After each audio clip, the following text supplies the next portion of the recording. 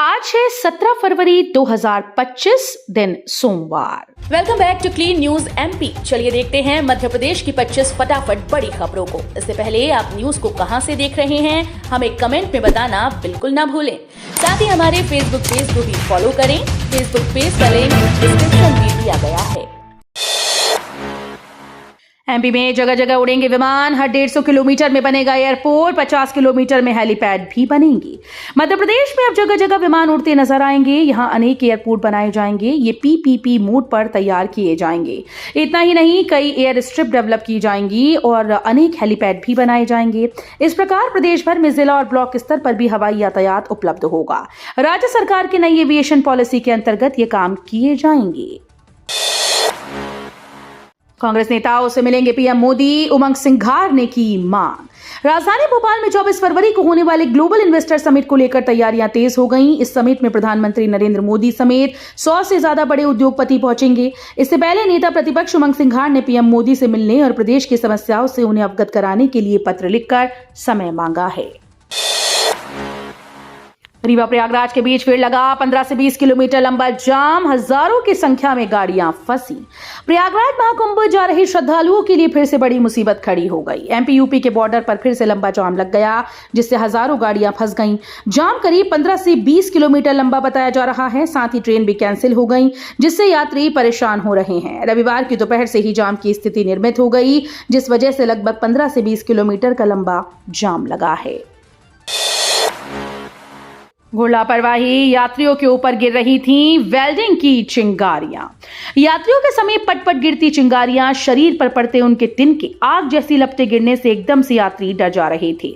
बच्चों को महिलाएं सुरक्षित कर रही थीं। किसी तरह से बचकर स्टेशन के बाहर कतारबद्ध होकर यात्री निकलने को विवश हैं। संबल योजना को चाहिए सहारा। शहर में 3747 आवेदनों के पंजीयन लंबित। शासन की महत्वपूर्ण योजना संबल को ही विभाग में सहारे की आवश्यकता है। योजना के अंतर्गत पात्र लोगों ने लाभ लेने के लिए आवेदन तो किए, लेकिन कई दिन बीत जाने के बाद भी उनका पंजीयन नहीं हो पाया। नगर निगम के हालात ऐसे हैं कि 3747 केस लंबित हैं। ये समस्या कई दिनों से है। 20 बीघा जमीन हड़पने कलेक्टर का फर्जी आदेश। हैरान कर देगी जालसाजों की करतूत। जिरेना गांव में 20 बीघा जमीन को हड़पने के लिए जालसाजों ने कलेक्टर का फर्जी आदेश ही बना दिया, लेकिन फर्जीवाड़ा नाकाम रहा। आदेश में लिखी इबारत और हस्ताक्षर में अंतर से जालसाजों की करतूत पकड़ी गई। इस मामले में विश्वविद्यालय पुलिस ने 3 लोगों पर केस दर्ज किया है। बुरहानपुर में 56,000 घरों में लगेंगे बिजली के नए स्मार्ट मीटर।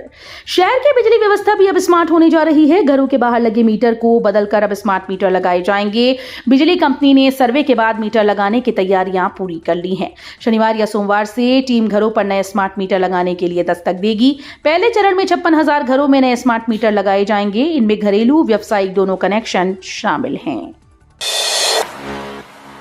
एमपी के 15 गांव का बदलेगा नक्शा। जुड़ेगी 1395 हेक्टेयर अतिरिक्त जमीन।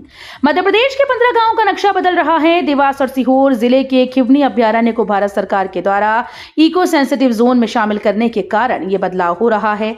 इस संबंध में अधिसूचना पूर्व में जारी की जा चुकी है। अभ्यारण्य में अब यहां देवास के 15 गांव को इको सेंसिटिव जोन में शामिल किया गया। वहीं सीहोर जिले की 1395 हेक्टेयर अतिरिक्त जमीन भी जोड़ी जा रही है। शिवराज साधना ने ससुराल में कुछ इस अंदाज में किया बहू रिद्धि का स्वागत। केंद्रीय मंत्री और मध्य प्रदेश के पूर्व सीएम शिवराज सिंह चौहान के बेटे कुणाल की शादी संपन्न हो चुकी है। कुणाल और रिद्धि पवित्र अग्नि के साथ फेरे लेकर 7 जन्मों के बंधन में बन चुके हैं। कुणाल रिद्धि की शादी की चर्चाएं पूरे देश में हो रही हैं। भोपाल में हुई शादी के भव्य समारोह में देश भर में बड़ी बड़ी हस्तियां शामिल हुई।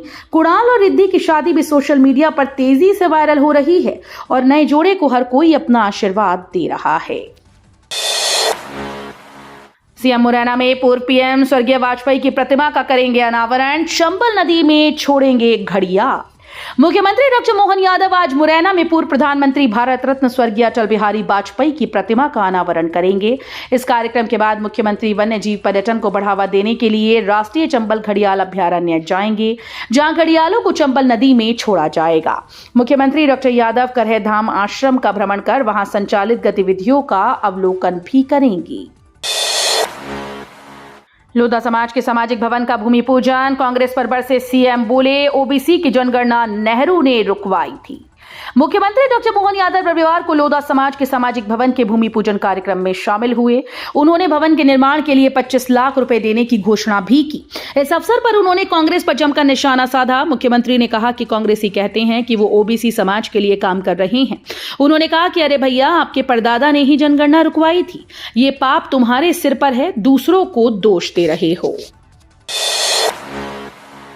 एमपीपीएससी की राज्य सेवा एवं राज्य वन सेवा प्रारंभिक परीक्षा 2 पाली में संपन्न, नहीं मिली गड़बड़ी की सूचना। मध्य प्रदेश लोक सेवा आयोग इंदौर के द्वारा संचालित राज्य सेवा एवं राज्य वन सेवा प्रारंभिक परीक्षा 2025 का आयोजन 16 फरवरी को सफलतापूर्वक 2 पालियों में संपन्न हुआ। पहली पाली सुबह 10 से दोपहर 12 बजे तक, दूसरी पाली 2:15 से 4:15 बजे तक आयोजित की गई। जीआई समिट के लिए टारगेट से 12,000 ज्यादा हुए रजिस्ट्रेशन, 32,000 ने कराया पंजीयन।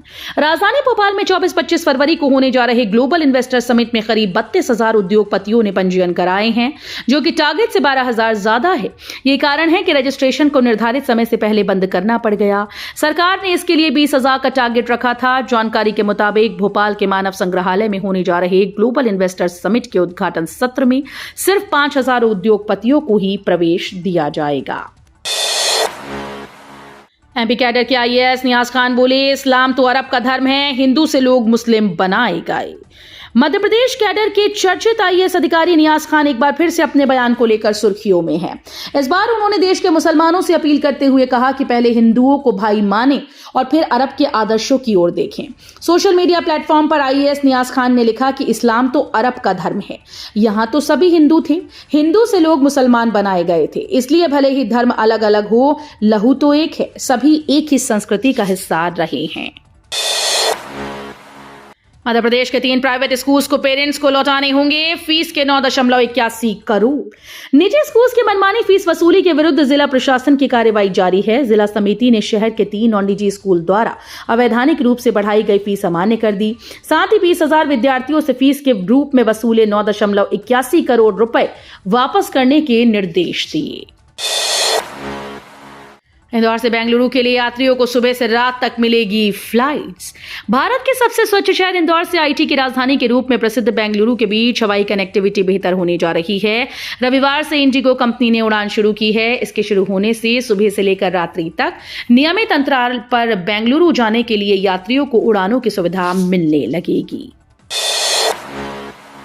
रीवा प्रयागराज के बीच फिर उमड़े श्रद्धालु, रुक रुक कर चले वाहन। मध्य प्रदेश से प्रयागराज महाकुंभ जाने के लिए श्रद्धालुओं का उत्साह रविवार को भी थमता नहीं दिखा। रीवा और प्रयागराज की सीमा को जोड़ने वाले मार्ग पर शाम करीब 4 बजे के बाद अचानक से श्रद्धालुओं के वाहनों की संख्या बढ़ने लगी। चाकघाट पर जाम के हालात बनने से रोकने के लिए पुलिस ने बेला, रायपुर, कुर्चलियान, गंगोई, झिरियाटोला के साथ जोगनहाई टोल प्लाजा तक वाहनों को करीब आधे घंटे के लिए रोकना शुरू कर दिया है। एमपी के सरकारी कर्मचारियों के लिए काम की खबर, प्रमोशन को लेकर सरकार करेगी बात। पदोन्नति में आरक्षण का मुद्दा सुलझाने फिर कर्मचारी संगठनों से बात करेगी सरकार। पदोन्नति में आरक्षण नियम निरस्त होने के कारण वर्ष 2016 से पदोन्नतियां बंद हैं। मध्य प्रदेश में पदोन्नति में आरक्षण नियम निरस्त होने के कारण वर्ष 2016 से पदोन्नतियां नहीं हो रही हैं। हजारों कर्मचारी बिना पदोन्नत हुए सेवानिवृत्त हो गए हैं। पदोन्नति नियम को लेकर सरकार सुप्रीम कोर्ट गई, लेकिन कोई रास्ता निकलता दिखाई नहीं दे रहा। एमपी में गायब हुई 7,000 मीट्रिक टन धान, कलेक्टर ने रोका 23 करोड़ का भुगतान। मध्य प्रदेश के जबलपुर में बड़ी गड़बड़ी सामने आई। यहां 7 सोसाइटी में करीब 7,000 मीट्रिक टन धान गायब हो गई। तौल के हिसाब से धान कम पाए जाने के बाद कलेक्टर ने इस मामले में जांच के आदेश देने के साथ ही 23 करोड़ रुपए का भुगतान रोक दिया। 7,000 मीट्रिक टन धान का गायब होने में बड़े घोटाले की आशंका जताई जा रही है। मध्य प्रदेश में कम हुआ सर्दी का असर, बढ़ा तापमान, इस शहर में 33 डिग्री पार। हवा का रुख बदलने के कारण अब दिन और रात के तापमान में बढ़ोतरी होने लगी है। मौसम विज्ञानियों के मुताबिक अब 3-4 दिनों तक मौसम शुष्क बना रहेगा। तापमान सामान्य से अधिक बने रहने की संभावना है। नए पश्चिमी विक्षोभ के आगे बढ़ने के बाद तापमान में कुछ कमी आ सकती है। उज्जैन में सोमवार से शुरू होगा शिव नवरात्र उत्सव, दूल्हा बनेंगे बाबा महाकाल। वैसे तो तीर्थपुरी अवंतिका सदा सुहावनी है, लेकिन इन दिनों ज्योतिर्लिंग महाकाल मंदिर में चल रही शिव विवाह की तैयारी ने इसके सौंदर्य में चार चांद लगा दिए। साफ सफाई के बाद मंदिर का कोना कोना दमक रहा है। शिखर की सोनार शिखरियां मनमोह हो रही हैं। भक्तों को इंतजार अब आज सुबह का है, जब शिव पंचमी की पूजा के साथ शिव नवरात्र का आरंभ होगा और भगवान महाकाल दूल्हा बनेंगी। हमारा लक्ष्य 2030 तक कपड़ा निर्यात को 3 गुना बढ़ाकर 9 लाख करोड़ रुपए करना है, मोदी बोले। प्रधानमंत्री नरेंद्र मोदी ने रविवार को कहा कि भारत का कपड़ा निर्यात 3 लाख करोड़ रुपए तक पहुंच गया और 2030 तक इसे 9 लाख करोड़ रुपए तक ले जाने का लक्ष्य है। भारत टेक्स 2025 में बोलते हुए पीएम मोदी ने कहा कि एक मेगा ग्लोबल टेक्सटाइल इवेंट के रूप में उभर रहा है।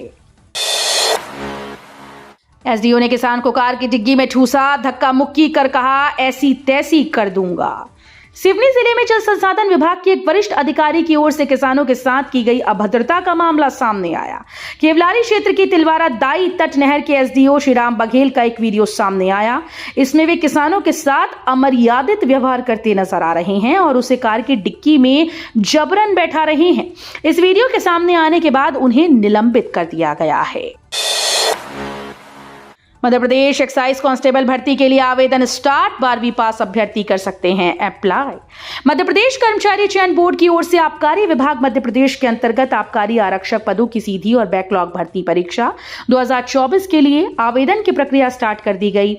जो भी अभ्यर्थी पुलिस विभाग में सरकारी नौकरी पाना चाहते हैं वो इस भर्ती में भाग लेने के लिए ऑनलाइन माध्यम से ऑफिशियल वेबसाइट पर जाकर फॉर्म भर सकते हैं। आवेदन करने की लास्ट डेट 1 मार्च 2025 निर्धारित है। मुख्यमंत्री मोहन यादव ने उज्जैन वासियों को दी सौगात। रुद्रसागर पर बने अशोक ब्रिज का किया लोकार्पण। उज्जैन में महाकाल मंदिर जाने के लिए एक और नया प्रवेश द्वार खुल गया। मुख्यमंत्री डॉक्टर मोहन यादव ने 25 करोड़ की लागत से रुद्रसागर पर बने ब्रिज का लोकार्पण किया। इसे सम्राट अशोक ब्रिज के नाम से जाना जाएगा। अब श्रद्धालु शक्तिपथ से सीधे महाकाल मंदिर पहुंच पाएंगे। इससे चारधाम मंदिर से आने वाले श्रद्धालुओं के लिए करीब 1.5 किलोमीटर की दूरी कम हो जाएगी। तो ये थी आज की 25 फटाफट बड़ी खबरें। अगर आपको न्यूज पसंद आई हो तो वीडियो को लाइक और शेयर जरूर करें। धन्यवाद।